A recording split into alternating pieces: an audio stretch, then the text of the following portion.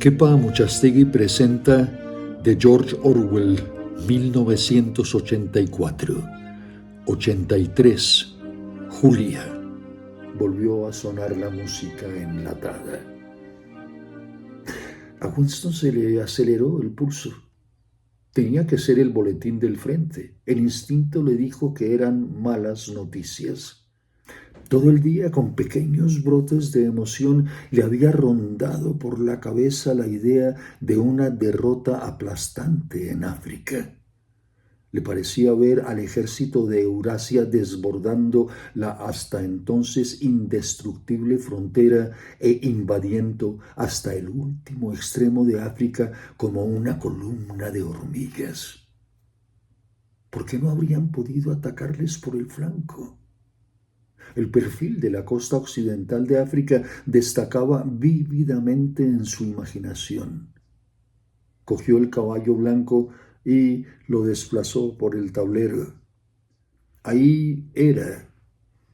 Incluso mientras imaginaba la horda negra avanzando hacia el sur, le pareció ver otro ejército misteriosamente formado a su retaguardia y dedicado a cortar las comunicaciones del enemigo por tierra y por mar. Sintió que había creado ese ejército con solo desearlo, pero había que actuar deprisa. Si llegaban a controlar toda África, si instalaban aeródromos y bases de submarinos en el Cabo, cortarían Oceanía en dos, lo cual podía significar cualquier cosa: la derrota, el hundimiento, un nuevo reparto del mundo, la destrucción del partido. Inspiró profundamente. En su interior se debatía una extraordinaria mezcla de sentimientos, aunque no era exactamente una mezcla, sino más bien diversos sentimientos superpuestos, sin que uno pudiera saber cuál era el más profundo. Pasado el susto, volvió a colocar el caballo blanco en su sitio. De momento no podía concentrarse en el problema de ajedrez. Sus pensamientos empezaron a divagar otra vez. Casi sin darse cuenta, escribió con el dedo en el polvo de la mesa: 2 más 2 igual 5. No se pueden meter en tu cabeza, le había dicho Julia. Pero claro que podían. Lo que ocurre aquí es para siempre, le había advertido O'Brien. Eso sí, era cierto.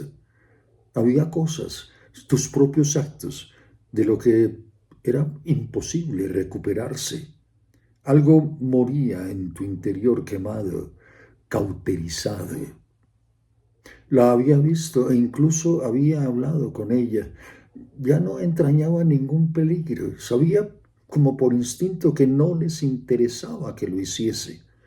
De haber querido, podían haber concertado una cita. De hecho, se habían encontrado por casualidad en el parque un día de marzo en el que hacía malísimos y la tierra estaba dura como el hierro y solo unos pocos brotes de azafrán silvestre asomaban entre la hierba muerta para ser arrancados por el viento. Él iba con prisa, con las manos heladas y los ojos llorosos, cuando la vio apenas a 10 metros de distancia. En el acto pensó que había sufrido un cambio difícil de explicar. Se cruzaron casi sin saludarse. Luego Winston se volvió y la siguió sin demasiado interés. Sabía que no había peligro y que nadie se fijaría en ellos. Julia no dijo nada. Se desvió en diagonal como si quisiera librarse de él. Luego pareció resignarse a tenerlo a su lado. No tardaron en llegar a un macizo de arbustos sin hojas que no servían como escondrijo ni ofrecían la menor protección contra el viento. Se detuvieron. Hacía muchísimo frío. El viento silbaba entre las ramas y agitaba los sucios brotes de azafrán. Winston le pasó el brazo por la cintura. No había telepantallas, pero debía de haber algún micrófono oculto. Además, Alguien podía verlos. Daba igual, nada importaba. Podrían haberse tumbado y hacerlo ahí en el suelo si hubiesen querido. Se le puso la carne de gallina de frío al pensarlo. Ella, ella no respondió al contacto de su brazo, ni siquiera trató de soltarse. Entonces Winston supo en qué consistía el cambio. Tenía la tez cetrina y una larga cicatriz oculta por el pelo en parte que le cruzaba la frente hasta la sien, pero no era ese el verdadero cambio, no. Su cintura se había vuelto sorprendentemente más gruesa y rígida. Winston recordaba que en una ocasión, tras la explosión de una bomba volante, había ayudado a sacar a rastras un cadáver de entre las ruinas y le había sorprendido no solo lo mucho que pesaba, sino su rigidez y lo difícil que era manejarlo, como si en lugar de ser de carne hubiese sido de piedra. Lo mismo le había ocurrido al cuerpo de Julia.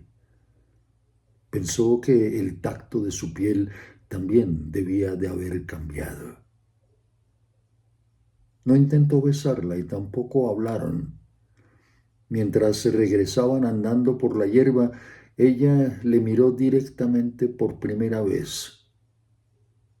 No fue más que una mirada fugaz, cargada de asco y desprecio.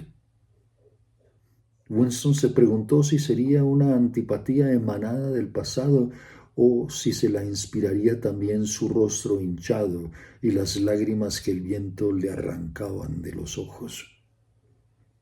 Se sentaron en unas sillas de hierro, uno al lado del otro, aunque no demasiado cerca. Winston vio que Julia estaba a punto de hablar.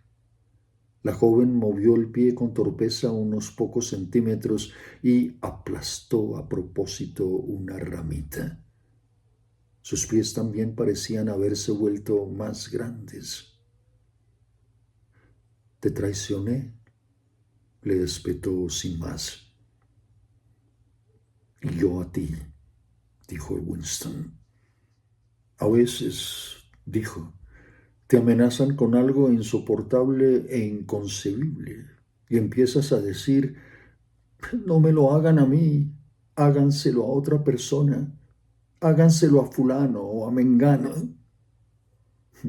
Y luego intentas convencerte de que fue solo un truco, que solo lo dijiste para que te dejaran en paz y que no hablabas en serio, pero no es cierto. En el momento en que ocurre, lo dices de verdad. Crees que no hay otra manera de salvarte y estás totalmente dispuesto a que sea de ese modo. Quieres que se lo hagan a otro. Te trae sin cuidado que sufra. No piensas más que en ti. No piensas más que en ti, repitió él. Y después ya no vuelves a sentir lo mismo por esa persona. No, reconoció Winston, ya no sientes lo mismo. No parecía haber más que decir. El viento les aplastaba los finos uniformes contra el cuerpo. De pronto les resultó vergonzoso seguir allí en silencio. Además, hacía demasiado frío para quedarse allí quietos. Ella dijo que tenía que coger el metro y se puso en pie para marcharse. Tenemos que vernos otro día, dijo Winston. Sí, dijo Julia.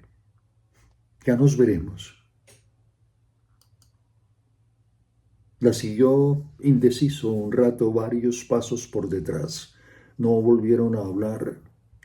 Ella no intentó quitárselo de encima, pero anduvo deprisa para que no pudiera alcanzarla.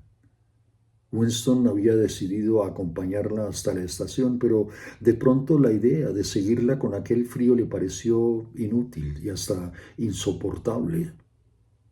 Le dominó el deseo no tanto de alejarse de Julia como de volver al café del Castaño, que nunca le había parecido tan atractivo como entonces. Pensó con nostalgia en su mesa del rincón con el periódico, el tablero de ajedrez y la inagotable provisión de ginebra. Además, allá haría calor. ¿Sí? Un instante después permitió que se interpusiera un grupo de personas. Hizo un vano intento por alcanzarla. Luego empezó a andar más despacio. Se dio la vuelta y se fue en dirección opuesta. Cuando llevaban dados unos 50 metros, se volvió. Había poca gente en la calle, pero ya no se le veía, ya no se veía a Julia. Habría podido ser cualquiera entre aquella docena de figuras apresuradas.